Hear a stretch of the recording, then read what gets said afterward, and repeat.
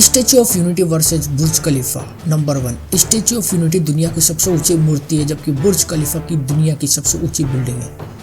Number 2, statue of unity की ऊंचाई 182 metre है। ये स्टैच्यू ऑफ लिबर्टी से 2 गुनी है, जबकि बुर्ज खलीफा की ऊंचाई 828 मीटर है।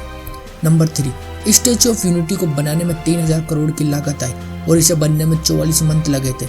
इसमें आखिरी काम को चाइना के वर्कर्स ने किया था, जबकि बुर्ज खलीफा को बनने में $1.5 बिलियन का खर्च आया था और इसे भारतीय मुद्रा में कन्वर्ट किया जाए तो 11,300 करोड़ की लागत आई थी और ये 6 साल में बनकर तैयार हुई थी।